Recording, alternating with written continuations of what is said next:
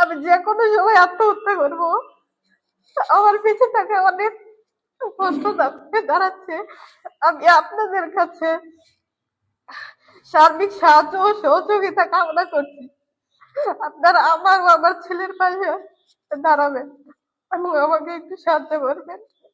বর্তমানে আমার জীবন চলাচল এক ধরনের হুমকির মাঝে আছে।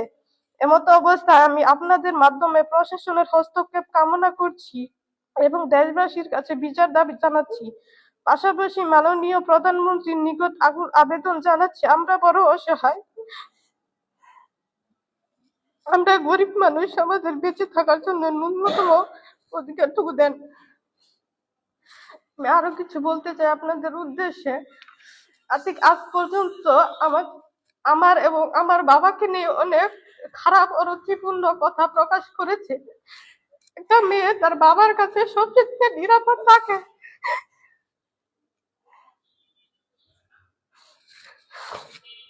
সে আরো একাধিক ছেলের সাথে আমাকে জড়িয়ে অনেক বাজে মন্তব্য এবং বিভিন্ন গুরুত্বপূর্ণ ভিডিও প্রকাশ করে। আমাকে যদি কেউ সাহায্য করতে আসে তাহলে আমার সাথে তাকে জড়িয়ে খারাপ ভাষা, গালিগালাজ ও বিভিন্ন ধরনের গুরুত্বপূর্ণ কথা প্রকাশ করে। আমার একটা ছেলে সন্তান আছে, ওর বয়স 5 বছর। ওকে 2-3 বছর যাবৎ ওর বাবা, আমার কথিত স্বামী, তাকে কোনো ভরণ পোষণ দেয় না। আমি একটা পার্লারে কাজ করতাম আমার ছেলের ভরণ পোষণের জন্য।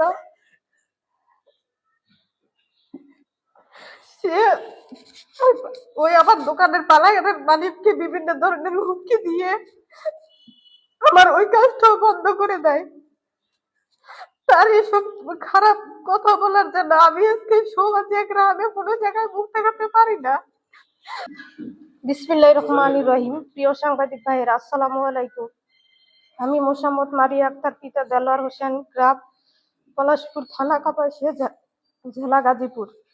আমি এই মর্মে আপনাদের সামনে হাজির হয়ে আমার কথিত স্বামী মোহাম্মদ আতিক, পিতা মৃত জসিমউদ্দিন, গ্রাম ভুমনের চালা, থানা কাপাসিয়া, জেলা গাজীপুর এর বিরুদ্ধে অভিযোগ করতেছি যে আমার সাবেক স্বামী আতিক সামাজিক যোগাযোগ মাধ্যম ফেসবুক সহ বিভিন্ন প্ল্যাটফর্মে আমার বাবা এবং আমাকে নিয়ে বানোয়াট কুরুচিপূর্ণ একাধিক ভিডিও উদ্দেশ্য প্রণোদিত ভাবে প্রচার করে এবং আমাকে মোবাইল ফোনে বিভিন্ন ধরনের হুমকি দিয়ে আসছে, যা আমার ও আমার বাবা এবং পরিবার আত্মীয় স্বজনের নজরে আসে।